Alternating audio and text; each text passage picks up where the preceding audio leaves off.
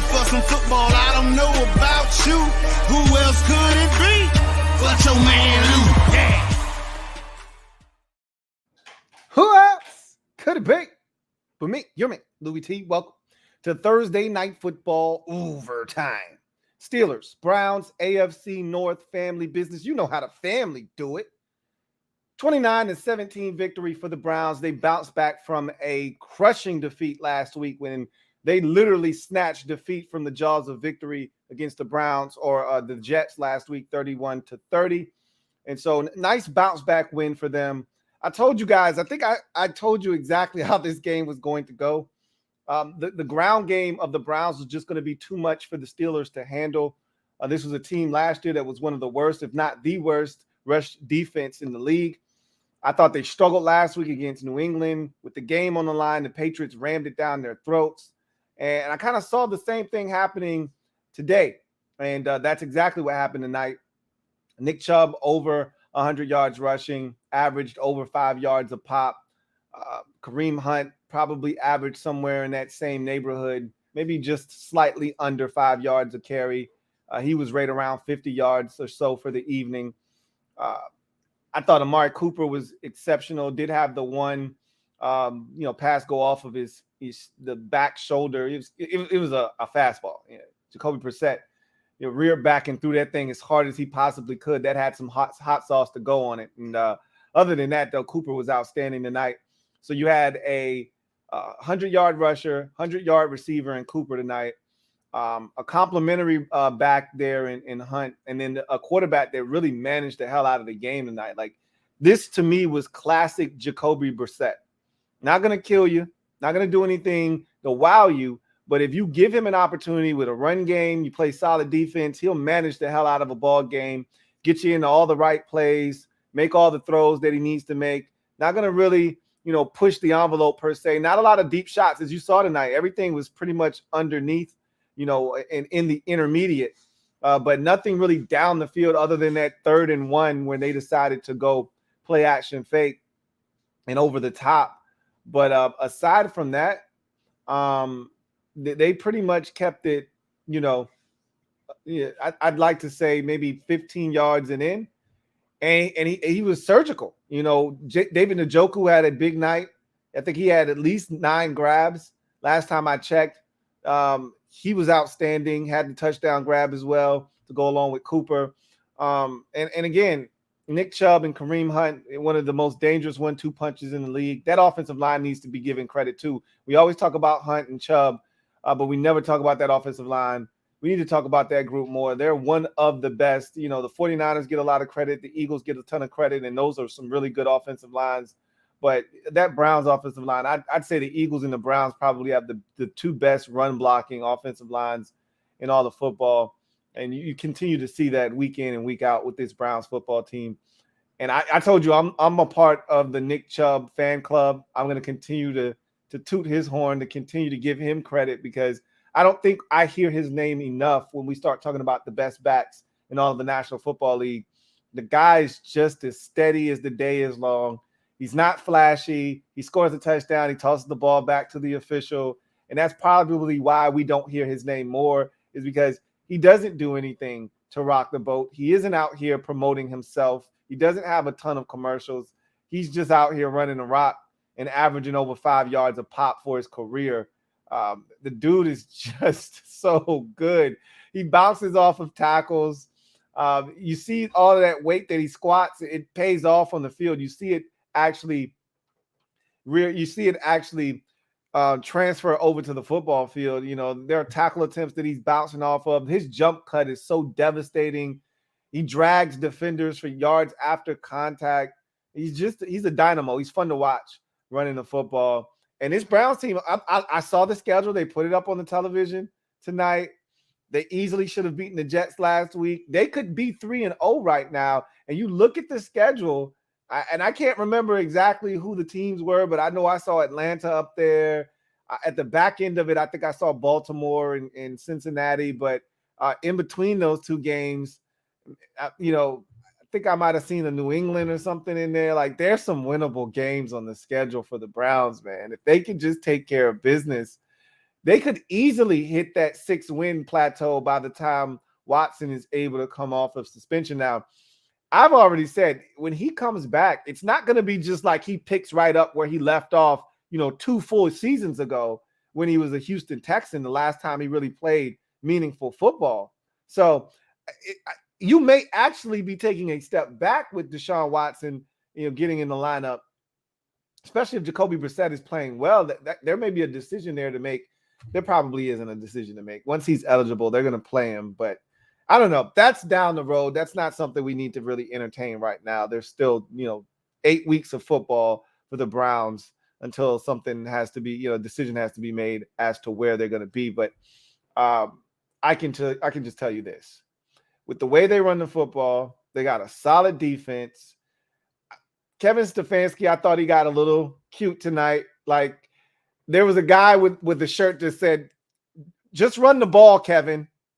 And I was saying the same thing. I picked the Browns to win this game, and I'm like, hey, Kevin, just run the football, okay? There was early in the ball game, there was a 3rd and 1 or a 3rd and 2, and they threw it, and it was incomplete, or Jacoby Brissett got sacked, one or the other, and I'm like, what are you doing? Just run the damn ball. Stop trying to get cute. There was one possession where I think they drove it down the field, and it might have been like 11 plays, and like 9 of them were passes. And I'm like, guy, what are we doing here? Now, it was successful, and ultimately they got to a point in the game where they wore the Steelers down and ultimately rammed it down their throat and had a drive where I think they did the inverse of that, and they had like 10 or 11 runs and only like 1 pass, and that was the play action fake to Amari Cooper down the field on a short yardage situation. So they ultimately got back to, what they're best at, which is running the football, getting downhill with their 2 thumpers in the backfield. So this Browns team, they're interesting. I don't think when it's all said and done in that crowded AFC, they're going to make any noise. But I didn't think they would be in a position when Watson is eligible to come back to even make it worth their while. They're going to bring him back no matter what. Even if they were, by the time he was ready to come back, they were 3-7. He was going to get an opportunity, to come back anyway. But there's a realistic opportunity for them to be 6-4. I don't know. I think they have a week 12 bye, and he's eligible to come back in week 13. So they would have played 11 games. So it's really conceivable that they could be 7-4. Looking at that schedule, they should be 3-0 right now. And I don't want to get ahead of myself because they blew the game to the Jets. We sit here and we start playing the schedule game, but Atlanta has been playing, despite the 0-2 mark, Atlanta's been playing some quality football, and they easily could be 1-1 right now. I don't think they should have beaten the Rams, but they had the football with a chance to beat the Rams at the end of that game, even though they were getting blown out 31-10 at one point. But Atlanta is no pushover. If you don't show up playing some good football, they will beat you. And obviously, family business is family business. They've got Baltimore. They've got Cincinnati. Despite the 0-2 record, the Bengals are going to show up and give them a run. So we'll see. It's an interesting dynamic, but they look like they're in a position with the schedule and how they're playing right now to potentially, be in a position when Watson comes back to maybe make a push for the playoffs. Again, AFC super crowded, Dolphins standing up, announcing to the rest of the league, and they got a big opportunity to do that this week with the Bills at the crib.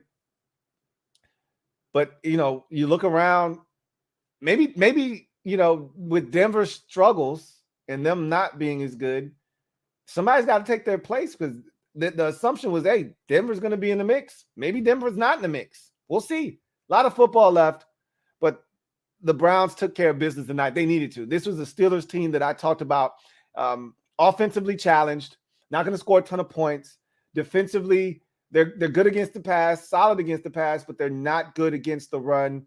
And all of those things, proved itself out tonight. And as we transition to the Steelers, this is the biggest question. I said this on Wednesday, and when I was, going through week 2 and all of the things that had transpired, and I talked about that Patriots game last week, and I talked about how anemic the offense was and how they struggled and how they really put a lot of pressure on this defense to hold up because the offense is constantly going 3 and out. They're not sustaining offense, and they're constantly putting the defense back on the field. And it showed in that last 6-7 minutes of the Patriots game where they couldn't get the ball back. They couldn't get off the field, and the Patriots ran it down their throats. I said, if this is what the offense is going to look like, and Mitchell wasn't bad tonight. Mitchell, he wasn't terrible last week. He wasn't good last week. But tonight, he was solid. He was so-so. He wasn't good, but he wasn't bad. But that's if you're going to get that out of the position, you might as well play Kenny Pickett. And that's what I said. And I get it. It's early in the season. You don't want to do anything drastic. But to me, when it comes to a rookie quarterback, a guy that may be the future of your position, and you're going nowhere right now, you're spinning essentially, and your wheels are turning and spinning in place of your Pittsburgh, why not just play the young fella? I mean, what do you got to lose? Trubisky's not going to win you any football games. We can already see that is the case. Like, he's not going to win you any football games. I can see the receivers starting to get frustrated. And I don't know if Kenny Pickett's going to change anything.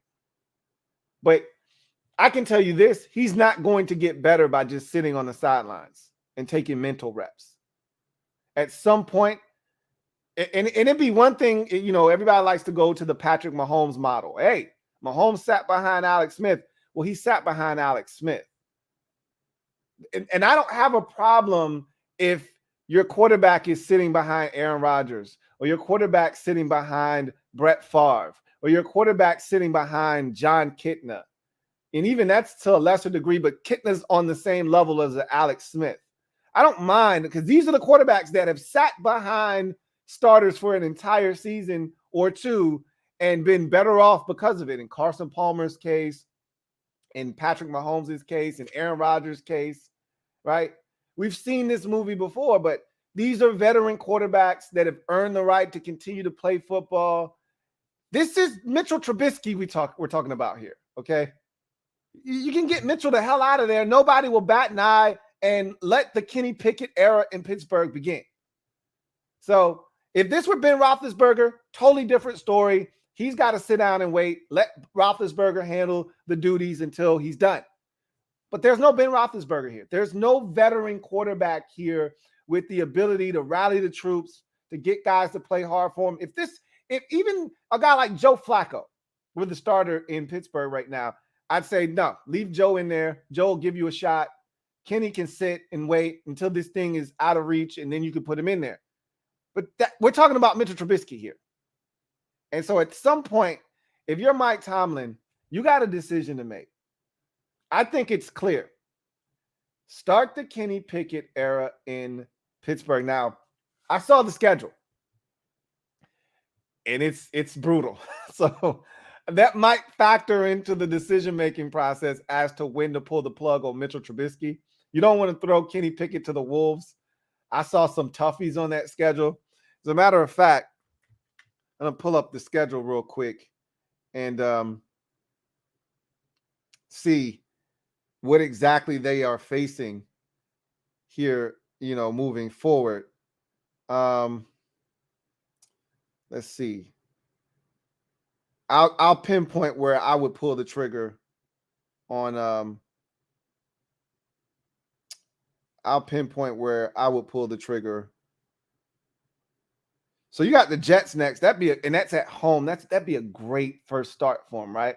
And if you're gonna do it, this is the time to do it because it's a mini bye. Like remember when the Dolphins benched Ryan Fitzpatrick in favor of Tua? They did it after a bye. And remember, the Dolphins had won 3 in a row. They had just blown out the 49ers prior to that bye week.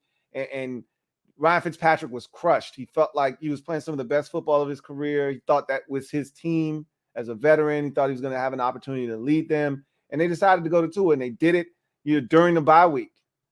That's the best time because you get extra time for your young quarterback to prepare, to put in a game plan for you to go over that game plan, tirelessly to prepare them for their first career NFL start. Here's an opportunity. You get a mini bye here. You got the Jets coming to the crib.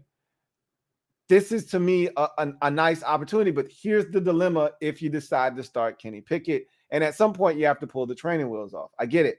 But after that game, you have at the Bills, home for the Buccaneers, at the Dolphins, at the Eagles, home for the Saints.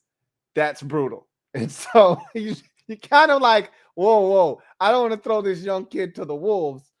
I don't think it's safe for him to come out and play until the Saints at home. And even that's a really good defense, but we'll see what the Saints are, that deep into the season. Then you're into week 13, and I believe that's let's see, 1, 2, 3, 4, 5, 6, 7, 8.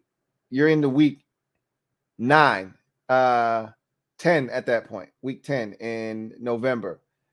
And you'll probably know where you stand in the season by then as well. Because again, this Steelers team isn't going to score very many points. I could see them maybe beating the Jets and then losing 1, 2, 3, 4 in a row. At that point, you're 2 and 6, maybe. I mean, they're 1 and 2. So yeah, you'd be 2 and 6. You lose 4 in a row. At that point, why not?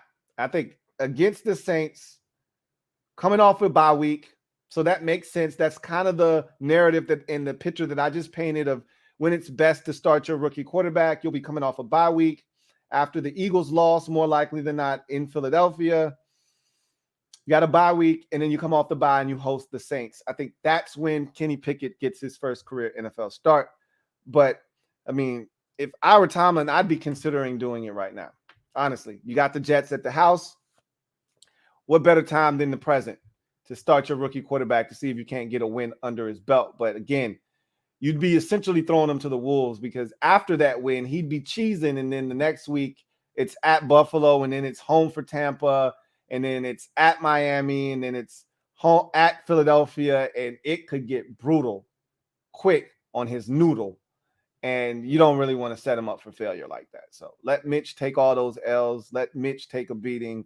And then you bring the young kid in there and see what he's got. So it's tough because they got some talent on that Steelers offense, but it's just the offensive line is not great, and the quarterback position is not great. So it's going to be tough. I remember last year saying that Steelers offense was like Medusa, hard to watch. It's not quite there yet, but it's trending in that direction. They got a lot of weapons, though. It's frustrating if you're a Steelers fan. You got Freiermuth, you got Claypool, you got Kenny. I was about to call him Kenny Pickett. George Pickens. You got Deontay Johnson. You got all these guys. Hell, even Gunnar Olszewski can help you as a receiver if need be. You got all these weapons, and Najee Harris as well.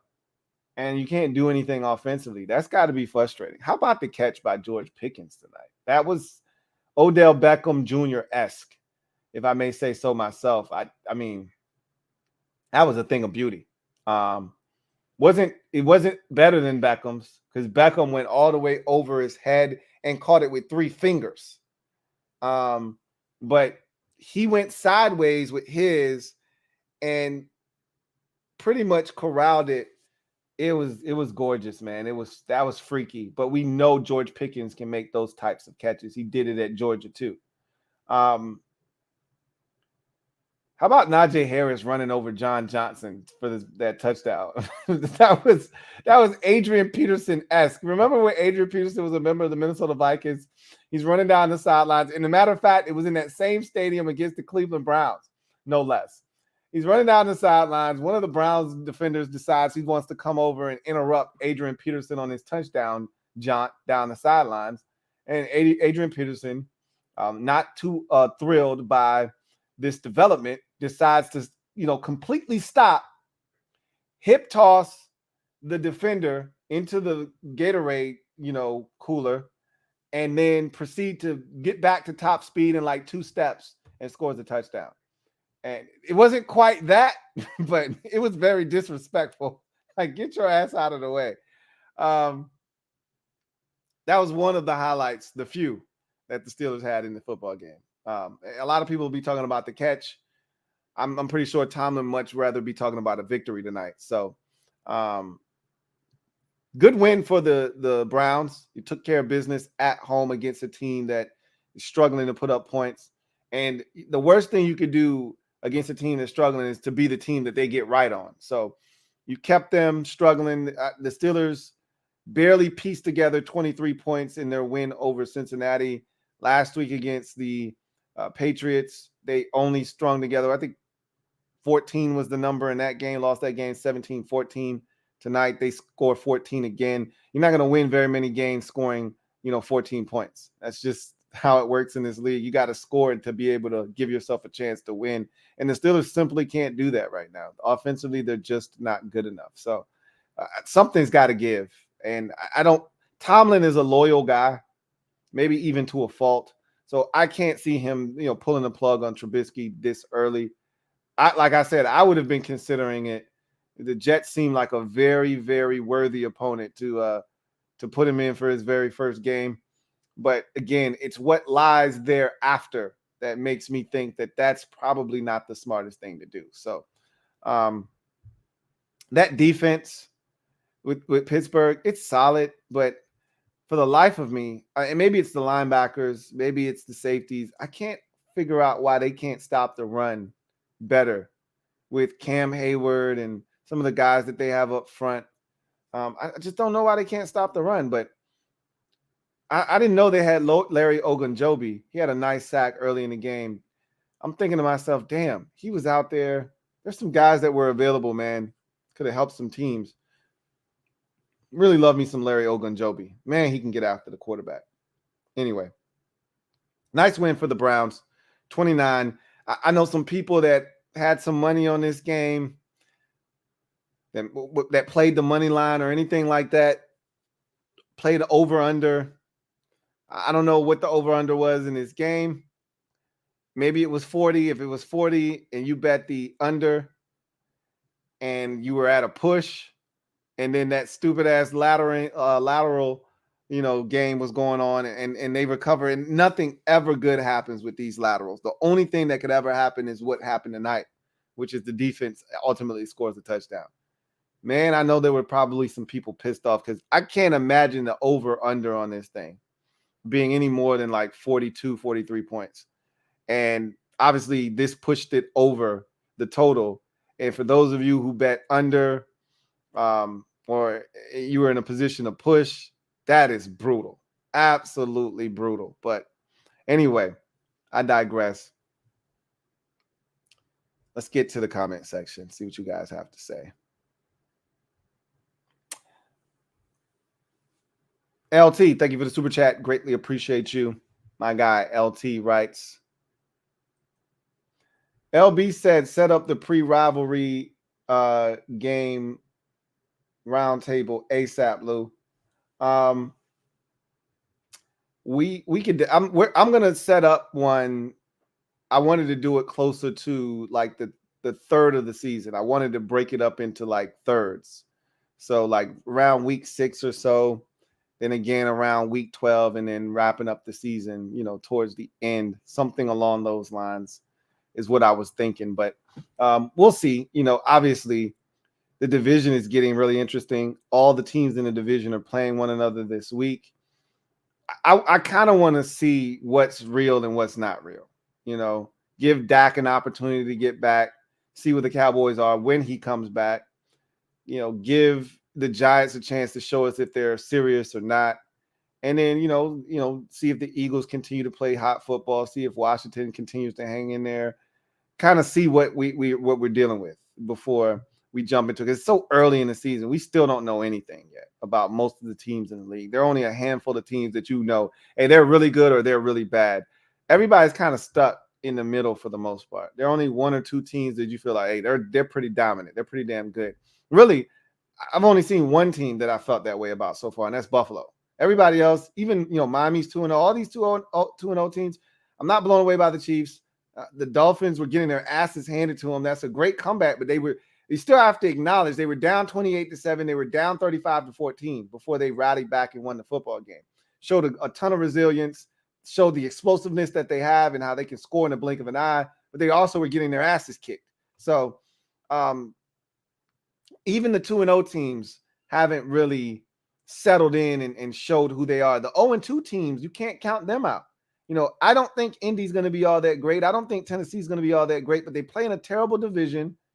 And Indy started like 0-3 last year and got it together. And at one point looked like one of the scariest teams in the AFC that nobody really wanted any part of. So it's hard to count any of those teams out. The Raiders are 0-2, but they've been in ball games. I could go on and on. Cincinnati's 0-2. They represented the AFC in the Super Bowl last year. Does anybody think they truly stink? Maybe not. We'll see. But it's hard to really, decipher who's good and who's not. So that's part of the reason why I didn't want to do a roundtable, because I felt like we would just be, screaming at each other in circles, because really nothing, you can't prove anything yet. Let the season play out a little bit more. Let's get to about the week 6, week 7 mark. And then we'll have something to chew on, then we'll have a little bit to go off of and be able to say, okay, you guys suck. You guys are really good.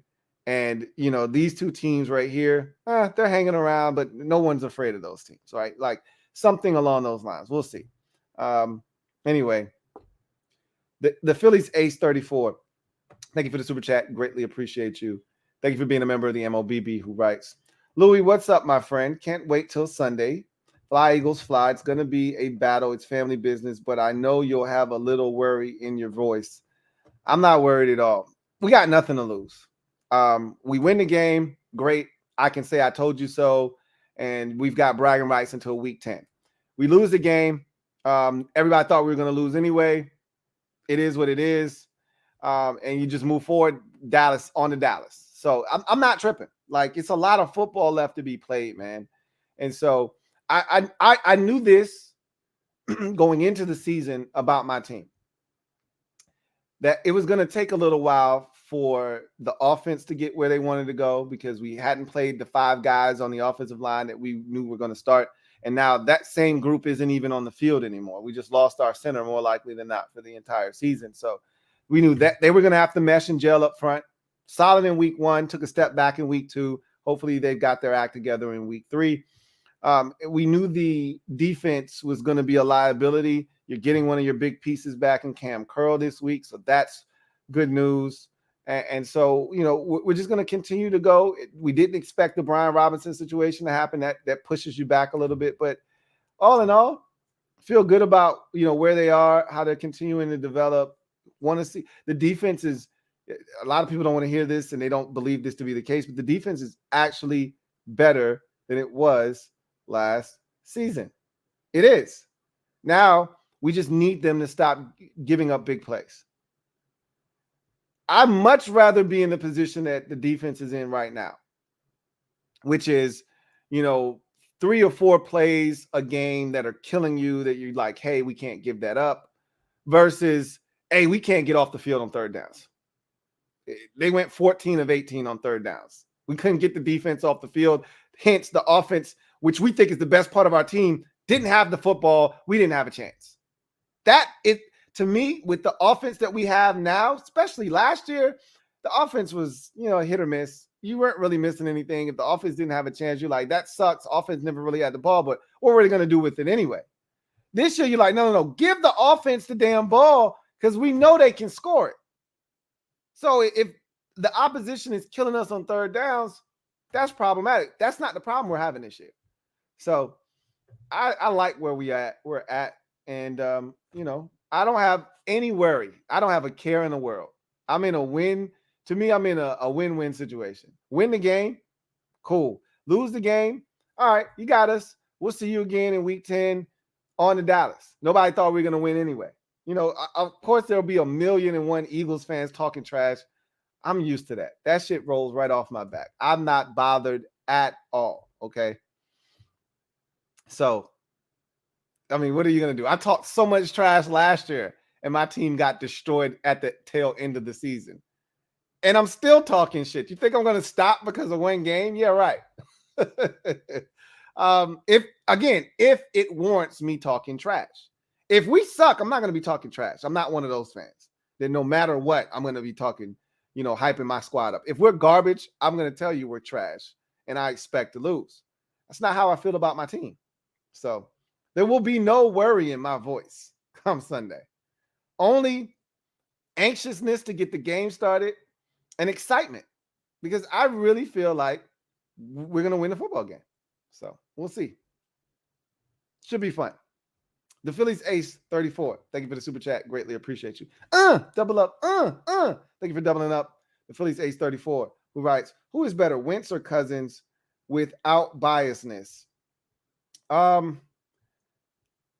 The upside is definitely on the side of Wentz. It's not even close. He's a much better athlete. He's got a stronger arm.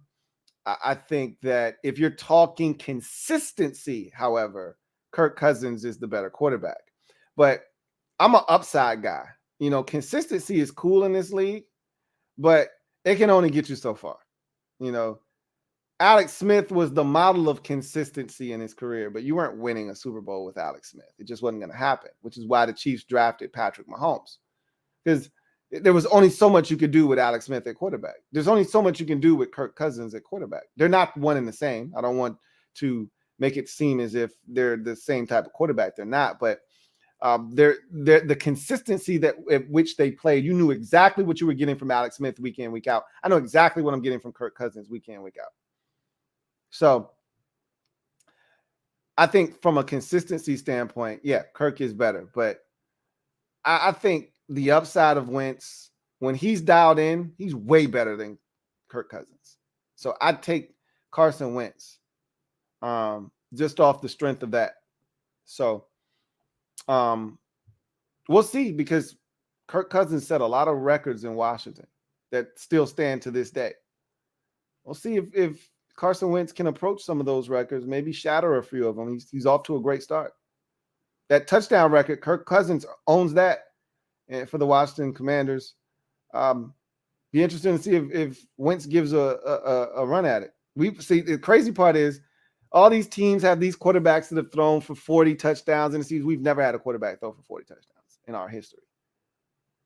I'm not saying Wentz is going to do that this year, but he's off to a blistering start with 7 touchdown passes in the first 2 weeks.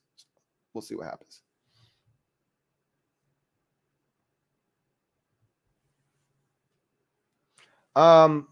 Smack City 26. Thank you for the super chat. Greatly appreciate you. Thank you for being a member of the MOBB, who writes, can't catch a break with this winner loser league. LOL. Hey, I remember I've had stretches where Thursday night has been rough. I want to say it was 2 years ago. I couldn't get a Thursday night game right to save my life. And I'm pretty good on Thursdays. That it was 1 year. And I don't know if it was 2 years ago, 3 years ago, last year even. But there was a stretch like 4 or 5 out of 6, 4 out of 5, something like that, where I got them wrong. And I was going through it, man. It's tough when you can't win. Like, it's nothing like getting your week started off with a win. It's tough when you start off with an L going into Sunday. It's just a bad taste in your mouth. But so far, I'm perfect on Thursdays. I took the Bills, knew the Bills were going to win. I took the Chiefs last week and took the Browns tonight. So off to a good start. But I've yet to take the success of Thursday and parlay that into success on Sunday. I've struggled, man. The season has been crazy this year to this point. I'm not alone. Everybody's struggling. Only a few have excelled. And honestly, if you've won and won big in these first 2 weeks, specifically last week, you guessed, you got lucky. Like, Arizona should have lost. If you had Arizona, how the hell they managed to win that game, I don't know, but you should have taken a loss there. If you had the Jets, no way that they should have won that game, but they did. And there's like 1 or 2 other games where you go, that's some bullshit, but whatever. You can't cry over spilt milk. You know what I mean? So it was just wild because of so many losses. There were so many people that had 8, 7, 8, 9 losses this past week. It was rough. Glad I wasn't one of them. Let's see. Vincent Coe, thank you for the super chat. Greatly appreciate you, my guy. Vincent Coe writes, it's too early, but what do you think about the QB class? Which one? The one that just was drafted or the one that's coming into the league next year potentially? Got to specify which one you're talking about. Vincent Coe, thank you for the super chat. Greatly appreciate you. Double up. Thank you for doubling up, Vincent Coe. Greatly appreciate you. Who writes, Lou, what were your favorite video games that's not sport? Oh, I was a massive fighting game guy. So if I wasn't playing some type of sport, and I mean, when I was young, I'd play any kind of sport. I'd play soccer. Soccer games were really fun. Hockey game. I remember NHL 94 on the Sega Genesis. That shit was fun as hell. And I'm not even a hockey fan at all. But man, I tell you, I was a Street Fighter. I wasn't much of a Tekken dude. But I was a Street Fighter, guy. One of my favorite games of all time happened to be on the Sega Dreamcast. Like if I could get my Sega Dreamcast to work, just for that game alone, I'd play it. It was Marvel versus Capcom. Was it 2 or 3? Whichever one had, I'm gonna take you for a ride, as one of the little songs when you're trying to, the character select screen. I'm gonna take you for a ride. God, I love that game. I used to kick ass with Omega Red with the little tentacles coming out, throw that jank, electrocute you, put a little combo on your ass, and then, send your partner in there. I can't remember what, 3 dudes, but there's another game too. First of all, this is not a podcast. You done sent me down a whole nother rabbit hole. You almost got me. I enjoyed fighting games. I'm just gonna leave it at that. Chauncey Davis, thank you for the super chat. Greatly appreciate you. OG, triple OG, thank you for being a member of the MOBB. Writes, Lou, Chauncey, this old man is excited. Let's play the game.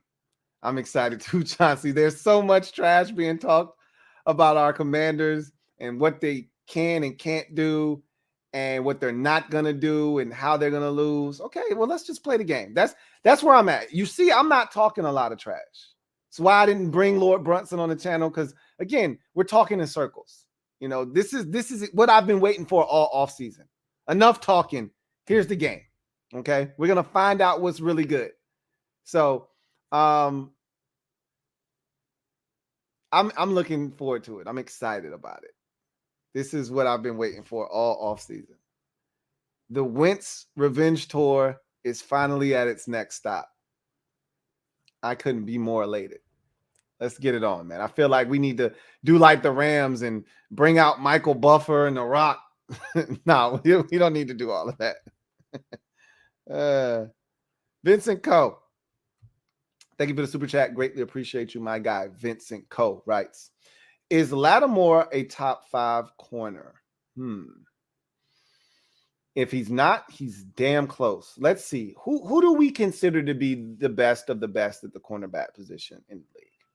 So let's see if we can compile a list of 5 guys and see if Lattimore is in it. Let's go through each team and we'll go division by division and see if we can pick out a corner that we believe belongs in that discussion. Not necessarily are in it, but we'll throw them into a pool. I'll write the names down and we'll see if we can come up with a little quick list. So NFC East, you've got Darius Slay. So we'll throw him in there. I don't think any of the other teams have a corner that, belongs in the discussion. NFC North, you got Jair Alexander for the Packers.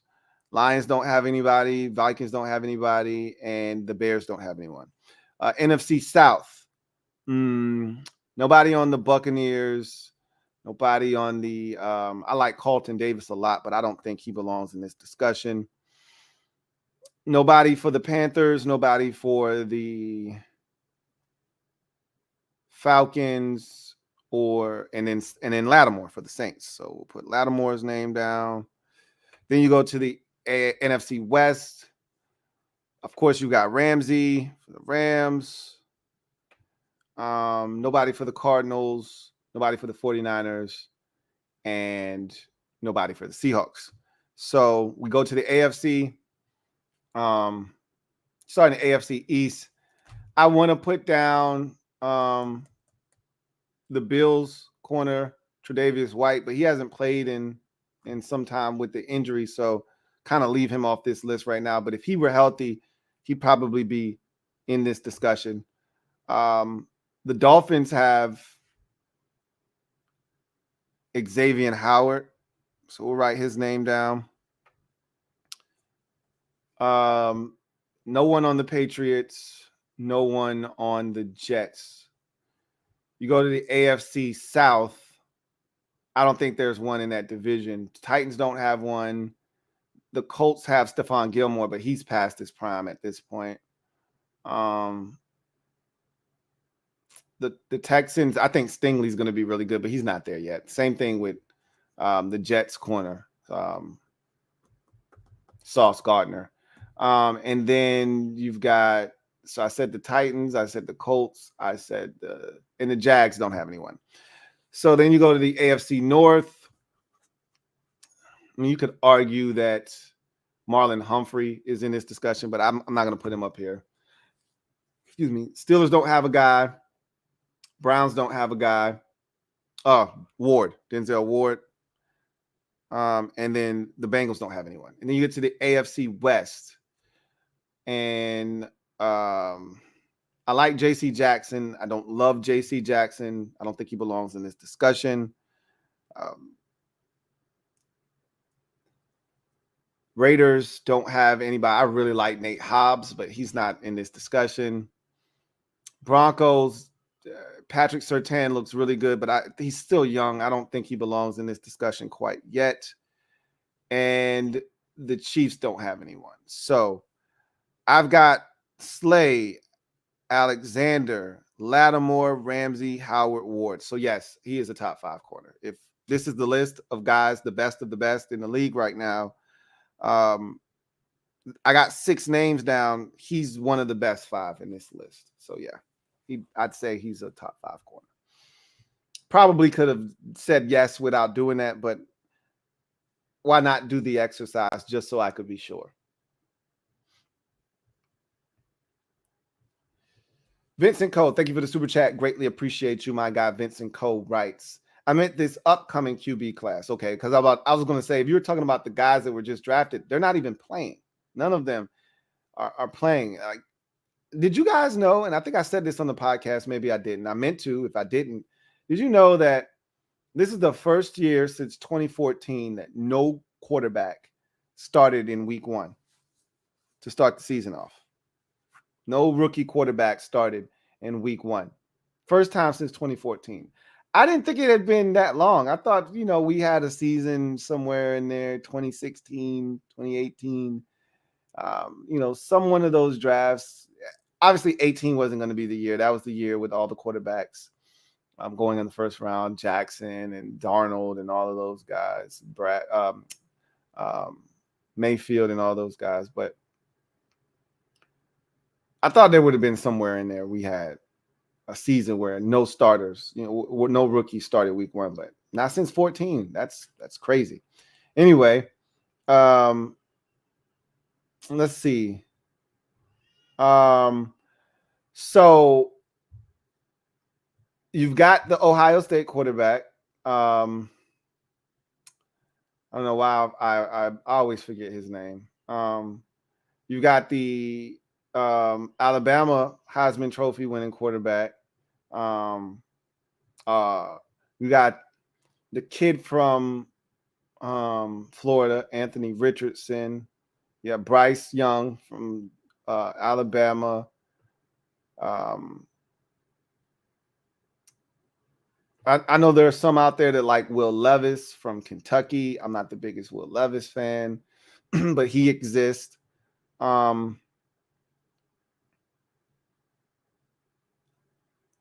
honestly, right now, like Bryce Young more so than any of the quarterbacks. And I'm going to tell you the game that won me over. They played Texas in week 2 of the college football season. And that was a raucous crowd. I don't think these Alabama receivers are all that good. And there's a standard that these Alabama receivers have set over the last 5 to 7 years where they're just churning out stud after stud after stud. And oftentimes they overlap, and there's like 2 or 3 first-round picks playing on the field at the same time. We saw that several times over, at Alabama. And if it's not a first-round pick, he's a second-round pick. Whether it was Judy there with Ruggs, who was also there with Waddle, right? Like all those guys are there at the same time. Okay, those are all first-round pick wide receivers. And then you had the guys that just came out. Jameson Williams, the kid that the Texans took that ended up with cancer. John Mechie. And all of those guys, Williams was the first round pick, Mechie was the second round pick. And then obviously if you keep going back, there's Calvin Ridley, there's Amari Cooper. There's a standard that has been set for Alabama wide receivers. And these dudes aren't it. The guys he's throwing to this year aren't even close to the guys he was throwing to last year. So, and I blame a lot of this on this transfer portal and all this shit. College football is just collegiate sports in general right now is going to hell in a handbasket with all of this shit going on. They got to find a way to wrangle this damn transfer portal because this shit is just crazy. It's asinine what's going on right now. But anyway, these receivers aren't great, and so I'm looking at it's Stroud in Ohio State. So I think those are the guys really that you focus on right now. There may be 1 or 2 dark horse guys that are off the beaten path that no one's really talking about, but by college football season's end, these guys are going to be in the discussion. It usually is at least one guy every year, but it's Stroud, it's Young, it's Anthony Richardson, it's Will Levis.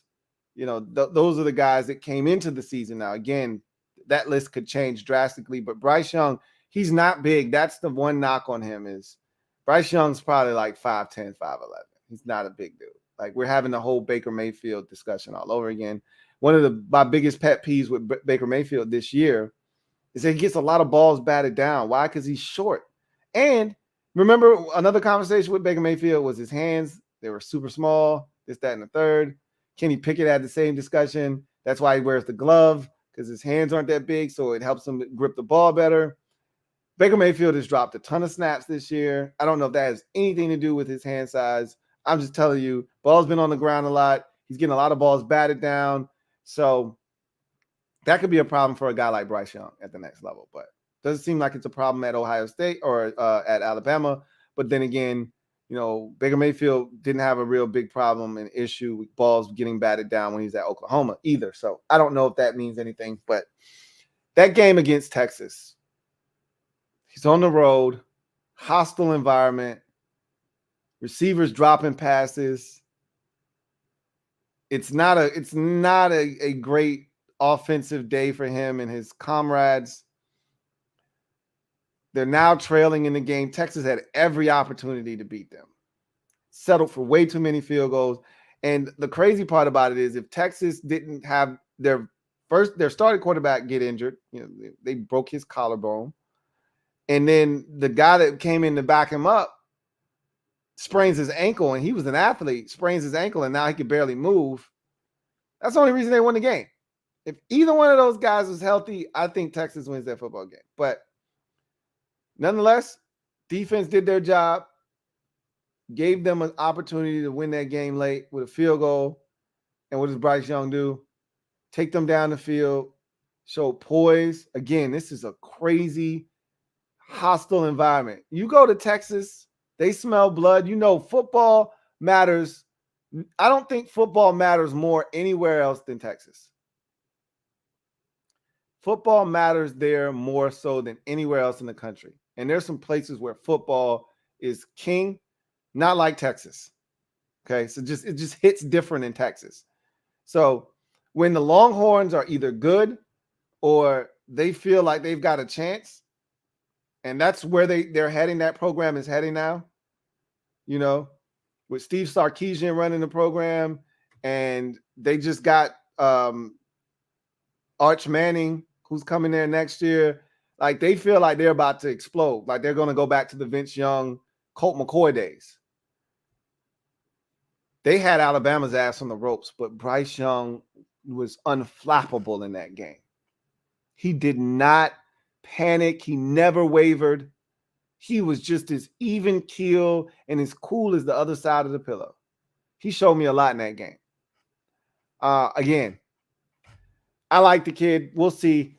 Stroud is a big kid, big arm. There's just something about these Ohio State quarterbacks that's very unnerving for me. I'm nervous about Stroud. We'll see. I'm not a Will Levis fan. Anthony Richardson is interesting, but I think he's got some holes and flaws in his game as well. But we'll see. That picture will clear itself up. By the time we get to November, we'll have a much clearer picture of what these quarterbacks are. They'll have a much bigger body of work by then. And I think we'll be able to tell who can get it done, or at least who projects well to the next level and who doesn't. So we'll see what happens. Jay Wallace, thank you for the super chat. Greatly appreciate you. My guy Jay Wallace writes, Lou, Jay, what's good? Long-time listener. You are awesome. Hey, I appreciate that, Jay, man. Thank you so much for the support. He says, hashtag HTTC. Indeed. Jay Wallace, thank you for the super chat. Greatly appreciate you. Double up. Thank you for doubling up. Jay Wallace, who writes, will Cole and Jamin show up to play this week? Would love to see Jamin in a spy most of the game. They're not going to spy Jalen Hurts for most of the game. You may get a couple of snaps where they decide to put a spy on them, but I don't see them dedicating a spy. Like I explained this. I don't know if it was last night on the show. I think it was last night because someone had brought up the spy option. Most coordinators don't like to use a spy. It's akin to an offensive coach just devoting a running back or a tight end all game to a dominant pass rusher. You can't do that because you're taking away an eligible receiver by doing that. So you're not going to look to keep that running back in the double team Myles Garrett if you're the Pittsburgh Steelers. You may have that running back chip on his way out, but you need him to get out there to become an eligible for the quarterback to get the football to. Similar to, on defense, you don't want to take a linebacker out of coverage. The more guys you have in coverage, the better chances you have of stopping a pass or at least making it tougher on the quarterback. You take a guy and you use him as a spy, the quarterback doesn't even run. He's just standing there. He's useless. So I don't see them spying Hurts often. I'm not saying they won't do it at all. I don't think they're going to spy him in this game in particular, though. I think where Jamin needs to be utilized more is as a blitzer. I think he's shown the ability, if nothing else, he can find a way to the quarterback, and he's really good. We're going to go over the film tomorrow.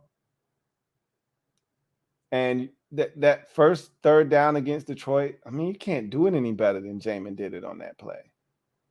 So you just got to put these guys in better position. He can't blitz on every snap. Like, he's got to play coverage. He's got to stop the run. Like, he can't blitz on every single snap. So anyway. Metaphor, thank you for the super chat. Greatly appreciate you. Thank you for being a member of the MOBB, who writes, thought Judge had 61 to walk off deep to center.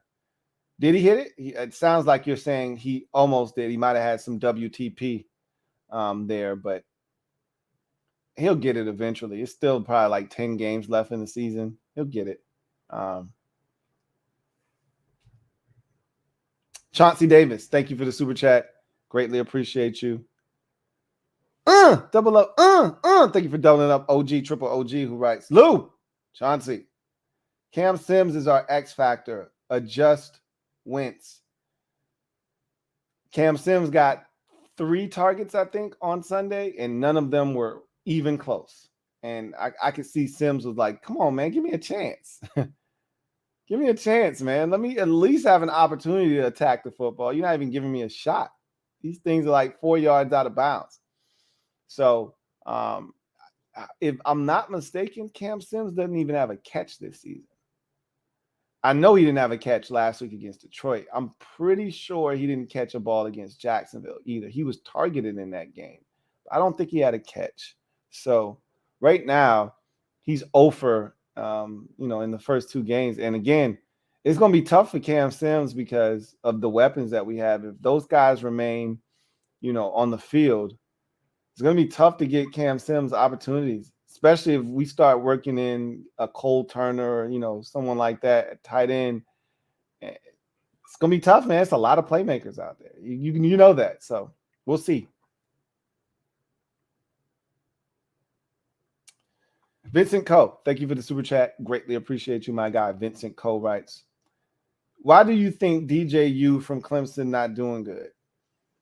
Well, it's crazy because I watched him earlier this season. Again, I still wasn't impressed. So I can tell you right now what's wrong with him. I can't tell you what went wrong last season. I can tell you what went wrong, what's going on with him now. He has no confidence right now. And they don't have confidence in him. And it's tough because I watched him against Georgia Tech, the first game of the season. And they've played other games since then.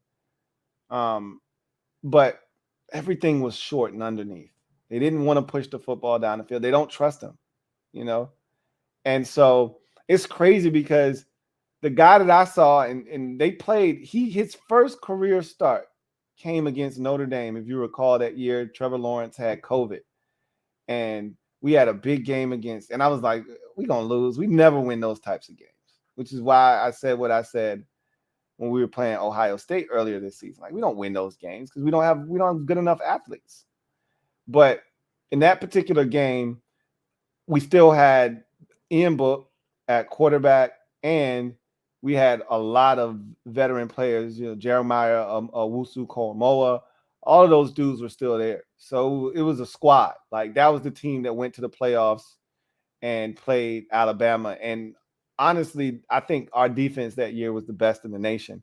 Alabama was hanging 50 on everybody, and they only scored 28 against us. And DJ lit us up that night. Now, we came out with the victory, but man, was he impressive. And he had the swag of a dude that was one of the best quarterbacks in the nation coming out of high school. And you could see it. He was dripping and oozing swagoo. And somewhere along the way, he lost that confidence. Things went sideways, and he hasn't gained it back yet. He lost weight this offseason to be in a better shape so that he could, move around a little bit more, and hasn't really paid off, hasn't really done anything in the way of, helping rebuild his confidence. So, that's the only thing I can think of right now is that he's not super confident. I can also tell you this. The weapons around him aren't as significant. And you could say that about a lot of teams. I already said that about Alabama, but Clemson had a little run there too where they were producing some top flight wide receivers. I don't see many of those guys on their roster right now. So I can just tell you I've been disappointed in him because I thought he was going to be really good. All right. See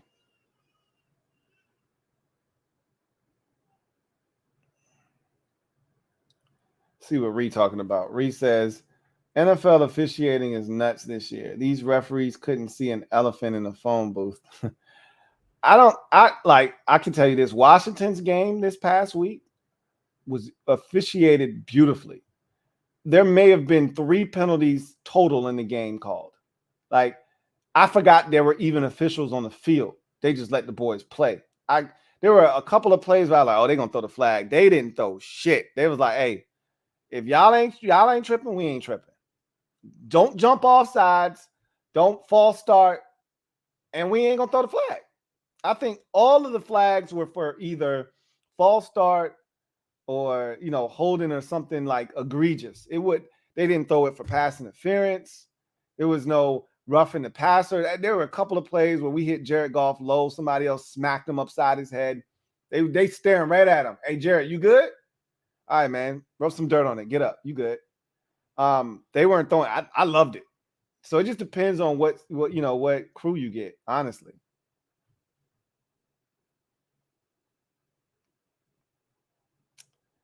Derek B writes, Stefanski was dying to be cute and run his offense, but really could have just been effective running Chubb and Hunt on every play.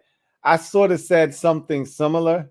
I didn't say that he could have run them on every play, but I thought he got cute there for a little while. Like I told you, the first third down that they faced in the game, it's like 3rd and 2 and or 3rd and 1, and he decided to throw it, and it was incomplete, or Brissett got sacked, one or the other. And I'm like, bro, what are you doing? Run the football. But and there was a stretch there where Jacoby Brissett was surgical. I mean, it was Njoku left, Njoku right, Amari Cooper, Njoku again, and he was zoop, zoop. Donovan Peoples-Jones, boom, 3rd down conversion. But I was like, damn, what a run at. And then they showed the dude with the shirt like, yo, just run the ball, Kevin. I'm like, yo, take that man's advice. Just run the ball, man. So, yeah, I'm there with you. Derek B also writes, I was just sitting here waiting for the doo-doo brown suits to light a match to my picks again. I ain't gonna lie to you, man. I got nervous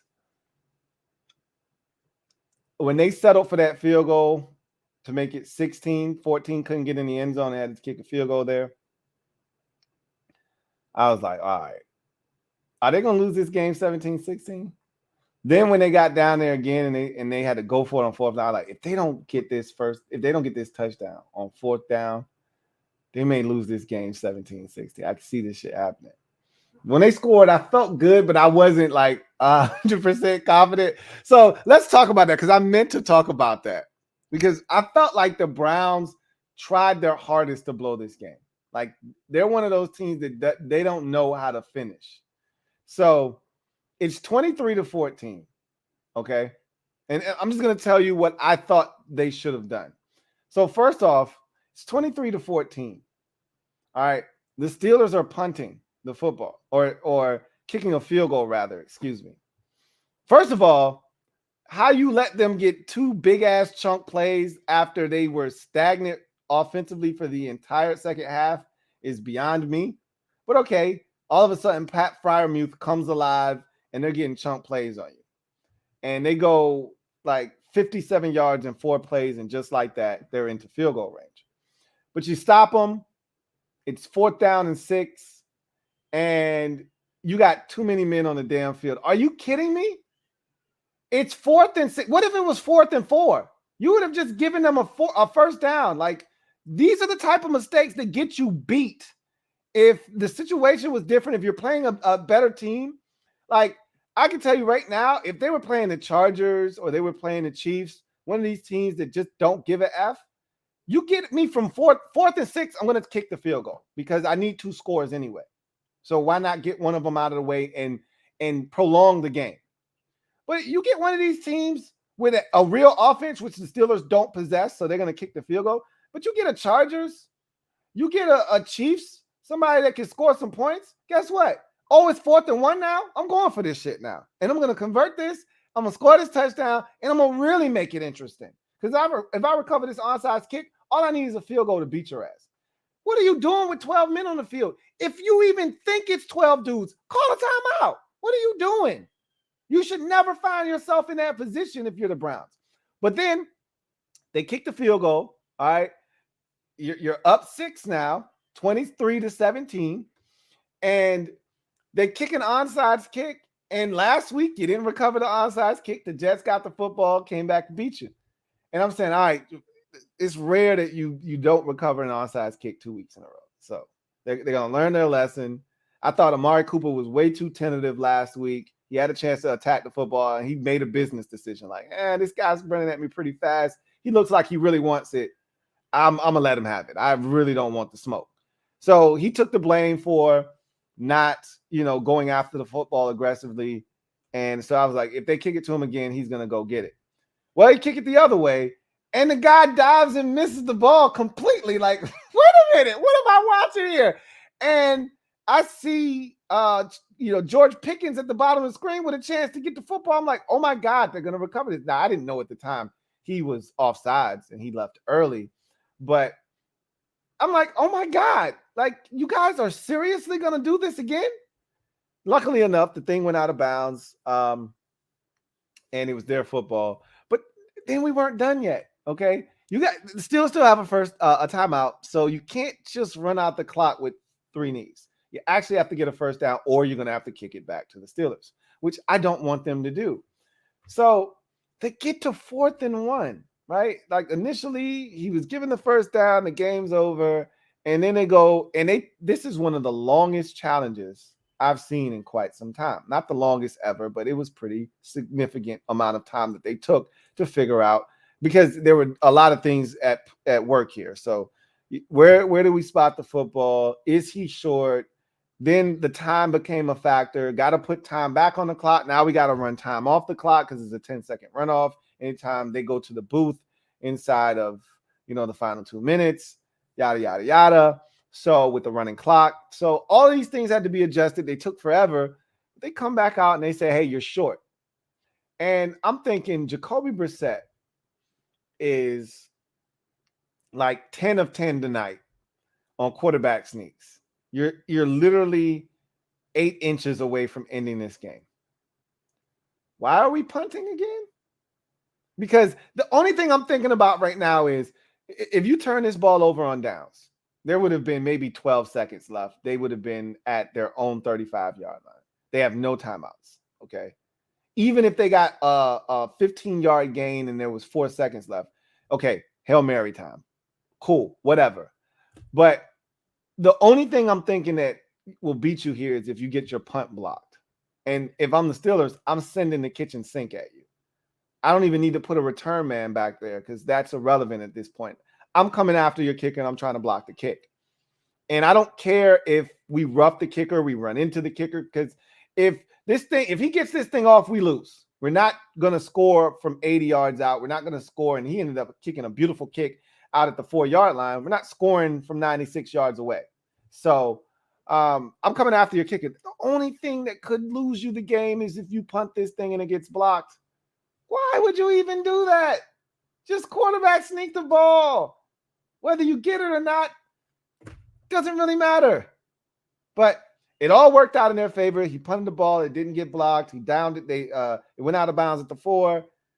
And that was all she wrote. But it just felt like they were trying their hardest to make this a lot harder than it needed to be. I was like, are you really trying to lose this game or what? I felt the same way, Derek B. It's crazy. Anyway, Austin writes, Matt Canada and this offense are so predictable. Franchise is too stubborn to take Trubisky out or move on from Canada. I've heard similar things from other Steelers fans regarding Matt Canada. My guy, Captain Spartan, wasn't a big Matt Canada fan when he first got the job. He's like, yeah, this isn't going to go well. So I've been hearing this for quite some time with Matt Canada.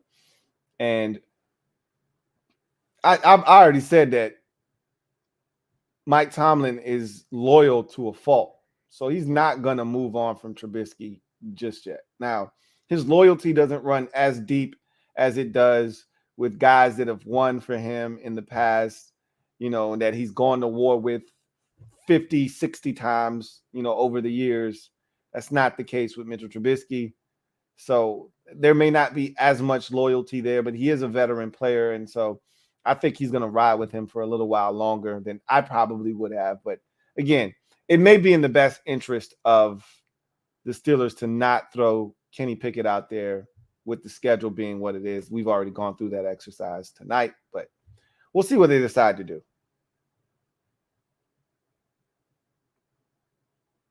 All right.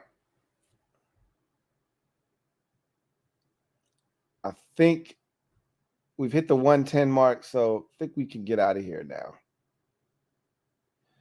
Here's my guy, Kev, our Captain Spartan. I just spoke him up. Here he is. He says, just know we are all ready for Pickett to start.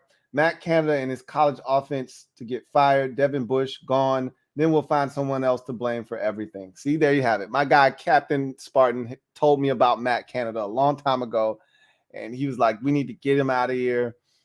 Devin Bush has been a massive disappointment. People forget the Steelers traded up into the top 10 to draft Devin Bush.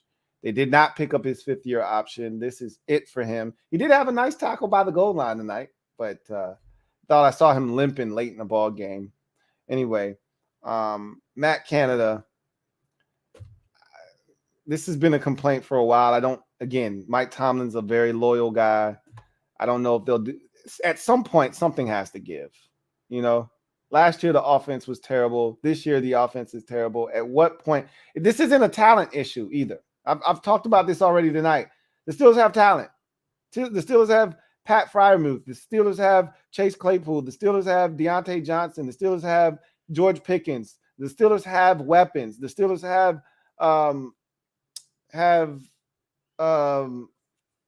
the running back. I don't know why I can't think of his damn name, from Alabama. They got weapons, man. Najee Harris. They got stuff. This is ridiculous. I get the offensive line isn't great, but they got to figure this shit out, man. This ain't it. Whatever this is, it ain't it. So, and I think I've said this already tonight. Look for Kenny Pickett's first start to be the Saints game. I'm calling it right now. After the bye week, Saints at home. That's going to be Kenny Pickett's first start. I think I said week 10. That's week 10. Week 10. Anyway, Sean Gibson says the over-under in this game was 39.5. If you're smart, you bought the half point, got it to 40. And that's a heartbreaker. I think I said 40 because that sounds like the right number, for this kind of game, because I knew it wasn't going to be high scoring. So if you bought the half point and you were sitting there at 40 and you were ready to take your little push, and then that shit happens, you're ready to fight somebody tonight. You know what I'm saying? Anyway, that's why I say this all the time. Kids, don't gamble, or gamble responsibly. Okay. Anyway, I digress. All right, I'm gonna get out of here. You guys, Steelers fall to 1-2 on the season. Browns get the win, 29-17. They're 2-1. They should be 3-0. But they get the win tonight. Nick Chubb is ridiculous. Another 100-yard effort for him. Kareem Hunt chimed in tonight. Amari Cooper was outstanding, over 100 yards receiving. I thought Jacoby Brissett managed the hell out of this game. If they could get this kind of effort offensively from not just Jacoby Brissett, but from Amari Cooper and continue to get this. They get this from really Nick Chubb and Hunt every single week. So that's not a tough, ask. But if they can get this kind of play from Amari Cooper, Donovan Peoples-Jones has had his games this season where he's played well. Week 1, he was the leading receiver. And get Jacoby Brissett to play the way he played tonight, they're going to have a chance to win more than their fair share of games before Deshaun Watson is eligible. So they get the win tonight, 29-17. Let's see. John Perez. Looks like I got a super chat from my guy, JP. Yes, I do. JP, thank you for the super chat. Greatly appreciate you. Who writes, I know Canada all too well as an LSU fan. Dude stinks. It's amazing sometimes how these coordinators get more opportunities after not really being all that successful at their last stop, especially if you weren't great in college necessarily. I don't know how that works, but we'll see. We'll see what happens with him. Fat American, thank you for the super chat. Greatly appreciate you. Thank you for being a member of the MOBB, who writes, I see you, Twitter Lou. You like my gifts? I do, man. Back to the Future. You saw my gif. And 2005, man. Somebody told me 2005 was a pretty good year, Anyway, Fat American, thank you for the super chat. Greatly appreciate you. Double up. Thank you for doubling up. Fat American writes, not even the Commanders' Twitter can forget 05, Lou. We should have won the Super Bowl that year. Don't get carried away. Our offense was tragically bad by the end of that season. Mark Brunell could barely throw a 5-yard pass. There was no way that team was winning the Super Bowl. We had a better shot at winning the Super Bowl in 99 than in 05. That defense was good enough. I don't think the offense. Remember, we set the NFL record for the lowest total offensive yards in a playoff win in that wild card victory over Tampa Bay. That offense wasn't going to be good enough. Even if we would have been good enough defensively, we knocked Sean Alexander out of that game in the divisional round. Even if the defense, if Carlos Rogers catches that pick and the defense was good enough and we win that game 16-10, we would have lost the following week and I don't even know who they went on to beat the next week to get to the Super Bowl. I just know that our offense was tragically bad. I couldn't imagine us getting to the Super Bowl with how bad our offense was.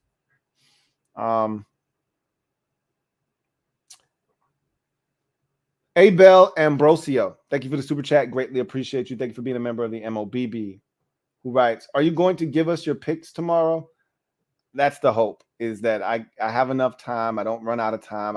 The last 2 weeks, I've run out of time, because Friday is family time for me. Once my wife gets home, I always tell her I'm done. I've gotten my Washington video done and I'm all yours, And so I've run out of time the last 2 weeks. I got to find a way to not run out of time because once the Twins get home, it's a wrap on Friday. It's a wrap. So I haven't done the best with time management the last 2 Fridays.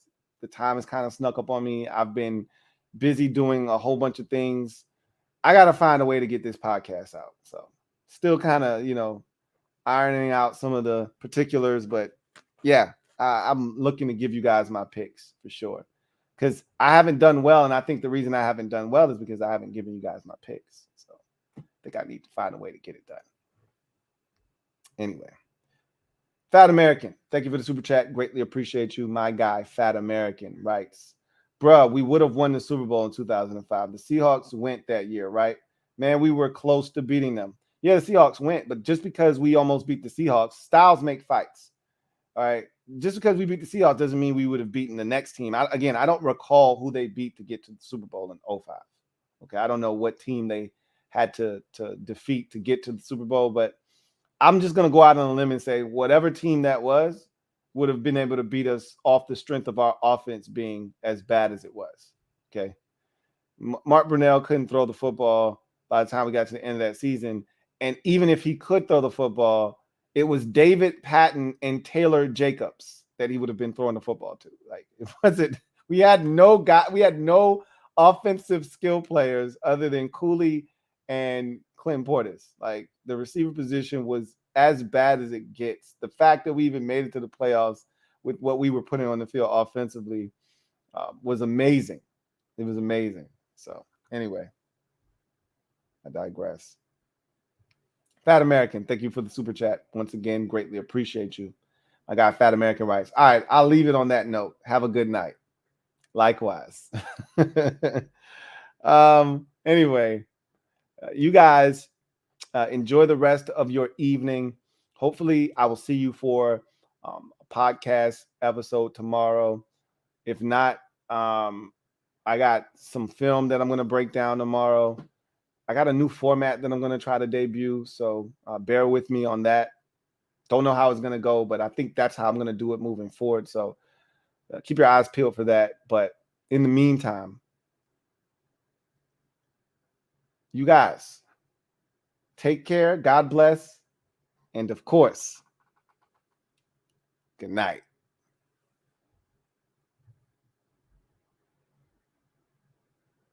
LouieTeeNetwork.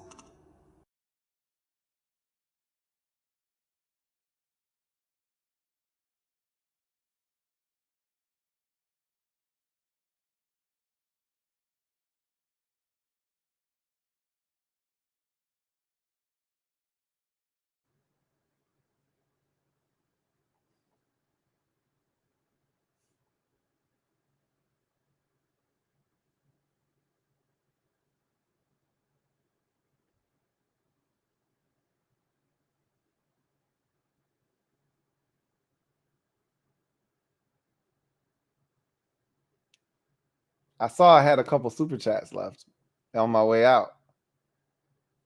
Fat American says, you forgot to mention Santana Moss. He was there in 05, wasn't he? He had just gotten there in 05, I think.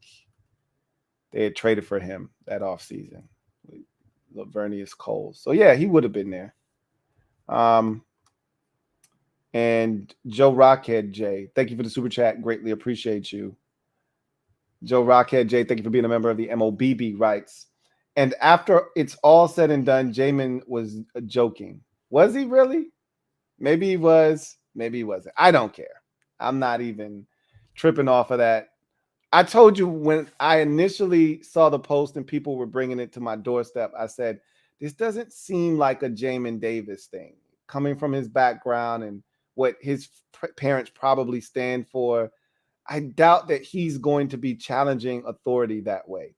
But then I had people that like, I grew up in a military household and I just got out of prison and this, that, and the third. And like everybody's situation is different. But I imagine Jamin Davis being a yes, sir, no, sir type of person. I didn't see him calling out the coaching staff. But, these young dudes are different, man. These young boys are different. And that's why I was like, yeah, maybe he got in his feelings, took to social media to air out some grievances that he should have aired out behind closed doors because that's what the young boys do. So anyway, it's all love. At the end of the day, you want all of this to go away. He said it was a joke. Cool. I'm with it. I don't think anybody else is going to challenge that. If you win, nobody cares. We're all laughing and smiling. It's all a big joke if you win. You lose, and then, we do this all over again. So anyway, I digress. You guys get out of here. Have a good one.